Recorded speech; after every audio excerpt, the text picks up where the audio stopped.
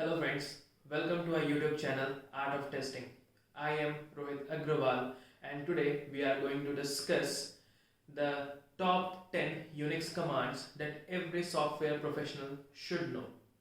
Now just to let you know that no prior Unix knowledge is required while watching this video. This video is useful for you if you are a software professional, either you are a software developer, a software test engineer, a software DevOps engineer, or a software support engineer, and your experience ranges from 0 to 3 years. This video is again useful for you if you are a college graduate who is preparing for his or her campus placements. This video is useful for you if you are a Unix enthusiast and you want to learn Unix. Now these commands are mostly and very frequently asked in every interview that you would be facing. So let's get started. Now before we start the Unix concepts or the Unix commands, let's say that whenever someone visits you who is a stranger to you, what is the question that you would ask him? Who are you? Or if that stranger wants to know about you, he would also say, what is your name or who are you? So this brings us to the very first command in Unix, which is who am I? Now this who am I is without any spaces, and you will be seeing in the illustration video as well that is playing along with this video is that who am I tells you that who you are as a user who is working on this Linux prompt. So when you type the command who am I, it tells you that, for example, for me, that I am Rohit AGR, who is actually logged in into the Unix system. Now you came to know the first command, which is who am I. But once you know that you are so and so user, you would like to know the location. For example, I am in Bangalore, so my location is Bangalore. In the very same way, if you are in Unix environment, you would like to know where you are. Now this brings us to the very second command in Unix, which is pwd, that stands for present working directory. Now when you type pwd, you would know the current location or the directory where you are present. If you see the illustration video that is being played also, you would see that at present I am at a location which the final location is father/users/rohitagr/grandfather/father. Now this is the location where I am. Now what is this directory? Now this brings us to the third concept in Linux or Unix, which is directory. A directory is a container which can further contain more containers, or it can contain contents.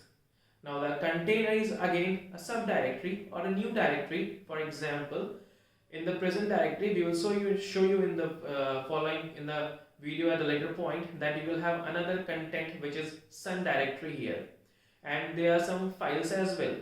So the contents are actually files which can be any text file, or it can be any CSV file, any image, any PNG, or any JPEG. So it can be any content that is there. So you know that those are the contents that are present in that directory. Now how do I know what is present in this directory? So this brings us to the third command, which is ls command, that is list command. When you type ls, it will show you the contents. Okay, if I type ls here, I get to know that there is something called sun in this directory. But how do I know that what is this sun? Is it a directory, or is it a container, or is it a content? So to know that whether it is a container or some content in that container, which is directory, we have an option -l that is used with ls command. This lists the contents in the full form. Full form means it will show you first whether it's a directory or a file. it will show you the associated permissions with that file, the size of that file or container, users, groups, and timestamp. Now these we will discuss in preceding topics, but first let us know that when we type ls-l, it will list all the contents, and the first column the first column that you would see is actually the attributes of that file or directory or that content in that container, which tells you whether that is a file or a directory. Now if it starts with D and then something, this means that it is a directory or a container, and if it starts with hyphen, it tells you that it is a file. Now that file can be any file, right? So now we know that first command is whoami, second command that we discussed is pwd, which is present working directory. The third command we discussed is ls, that tells you, lists either the contents of the directory, so whether it has other files or containers. Now okay, we have done this, we have learned about these three commands. Now let us see the fourth command, which is not a command but assignment. So in any language we can assign a value to a variable. Here in Linux we say a is equal to b, where a is a variable and b is a value to that variable. Remember that we should not have any space between a equal to and b. Otherwise, in Unix or Linux environment, it is believed that you are running some command which is a, and it has been passed some attributes which are equal to and b. So remember that assignment in Linux and Unix is very sensitive, space sensitive, and you should not provide any space in the assignment. Now okay, we know that who am I, we know what is my location, but in a real world environment, we as human beings would also have our home, right? So I may be in Bangalore, but my home may be in some other city. So in Unix also, how do I know what is my home? So in Unix we have a variable to whom usually the value of my home is assigned. This is HOME. Now if you want to know the value of this, you have to use the fourth command, which is echo command. Now if you say echo space dollar capital home, you would get to know the value that this variable is assigned. Now remember that dollar home tells me that I need to know the value that is stored in the variable home. So you also know that once you have assigned a variable, say a equal to b, and you want to know the value of a, what you have to do is you have to use the echo command $a. Now remember, Unix is case sensitive, so you will have to ensure that you follow the specific case, whatever variable, the case in the variable that you would have used, you will have to use the same with echo. Otherwise, Unix will show you blank, which means that that variable is not assigned any value. So just to recap, till now we have learned about 4 commands, which is whoami, number 2 pwd, number 3 ls, number 4 echo. While we have discussed this, we have also understood how a value is assigned to a variable. How do I print or know the value that is assigned to a variable? We have touched upon the concepts of directory and file.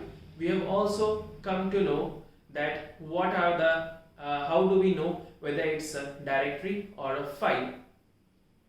Now let us know how do I create another directory.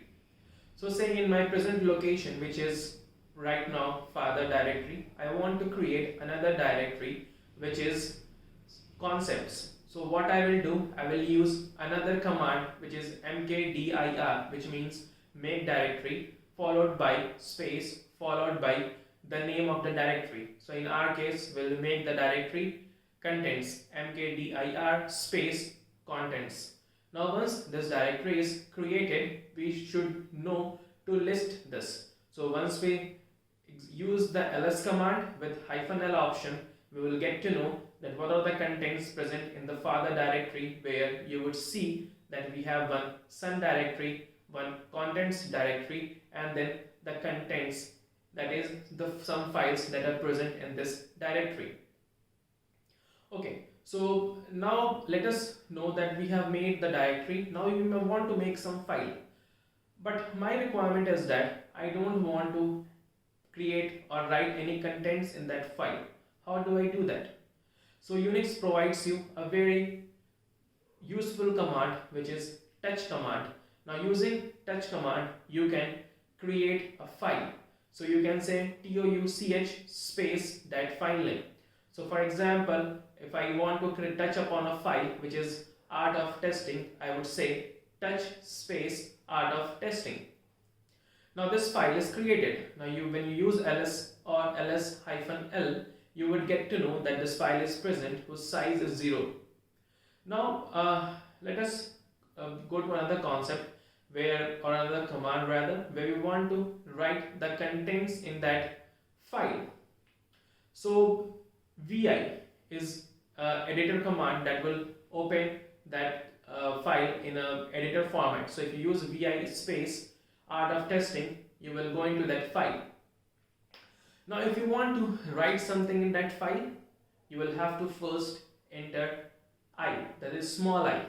This will make the insert mode in that file, and now you can write about any contents that you want to write in this file. So once you have written this thing, you want to save the contents. How would you do that? You would use escape, then colon wq. W is used to save the contents and Q is used to quit the editor. So once you have done that, your changes would be saved. I would like to highlight one more point here, that it is not important for you to touch this file and then use the VI. You can directly create and write the contents in any file using the VI command. So if no file is created and say I want to write something in a file which is named Rohit, I would say vi space Rohit. This will create that file and it would allow me to write contents in that file. Again, you will have to press small I, write the contents, and then escape colon wq. Just in case if you don't want to save the changes you have made to this file, you can use escape colon q and then exclamation mark. It will quit the file and not save any changes that were made to it. Now you have understood that how do you create a directory, how do you create a file, how do you edit that file. Now say I have this file art of testing and I simply want to print the contents that is present in that file. I don't want to edit it. So this brings us to the next command, which is Cad command. Once you use Cad space that file name, it would list the contents in that file. I hope you would have understood these basic concepts. Just to recap again, let us see the commands that we have discussed. The first command that we have discussed is who am I. The second command that we discussed was pwd.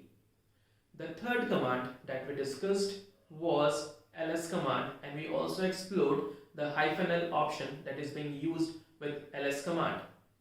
The fourth command that we went through was echo command, where we also learned how do we print the contents that is stored in any variable.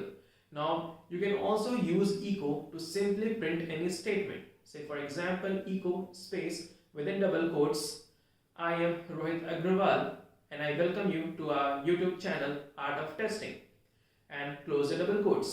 Once you press enter, you will get this statement printed on your terminal. So you have also understood how do you echo this. Now you also understood the concepts here, that how do you know whether it's a file or it's a directory? How do you know what is the home directory for your user to using which you are logged in or working into this Linux prompt? The other command, or the fifth command that we touched upon, was mkdir, which tells you how do you create a directory. The sixth command that we touched upon was the vi command. The seventh command that we touched upon was the touch command. The eighth command that we touched upon was cat command. The ninth command is about man, which is knowing the manual pages about the commands that are present in Linux environment. So if you want to learn more about any command, know what are the available options against or for that command, you can use manual pages. The short form is man. So you say man space ls. This will tell you what does ls command do, what are the various options available with the ls command, and how do you use them, and what will you achieve when you use that with that ls command. So remember, it's a savior command in Linux environment, where if you are unaware about the usage of any particular command, you can always use this. So just a trick when you are into an interview and any interviewer asks you about some command and you are not aware about that command, the first answer, or the very simplest answer you could say, is sorry, I don't know. The other approach which I follow is that sorry, I don't know this command at present, but thanks for highlighting. I will definitely man this command and learn about the usages. So the interviewer knows that you know about man command, and also you have the zeal and enthusiasm to learn more commands. So just on a side note, the 10th concept or the command that we would discuss is about the relative and absolute path. So when we had discussed about present working directory or the pwd command, you had seen that it printed the complete path from the slash, which is root, till father, which is the present directory where the user is right now. So now you would also have used ls command by now, and you have understood that the son folder or directory is present in the father command. Now if you want to go to that directory, how would you do that? Or for example, or for that matter, if you want to go to the grandfather directory, how would you do that? So this brings us to the 10th command, which is cd command, or the change directory command. Now there are two ways through which you can change the directory. The first is using the complete path, which starts from slash. So for example, you could say cd space slash users slash rohit agr slash grandfather slash father slash son. Or the easiest way is to use the relative path. So relative path is basically the path of that directory from your current position. So how do you know? You know that the son directory is present in the father directory using ls-l command. So you would say cd space son. This will take you to the son directory. Now when you use pwd, you would be into slash users slash rohit agr slash grandfather slash father slash son. So I hope this video was useful to you. You would have understood some very useful and basic commands that we or any person uses in a Linux environment. Please do let us know your opinion. Please do like our channel if you have not done already by clicking the bell icon. And do like this video, share in your circle, and let us know your feedback. Be it positive or negative, we would love to hear about your experience from our videos and how useful it has been in your professional journey. Thank you for watching.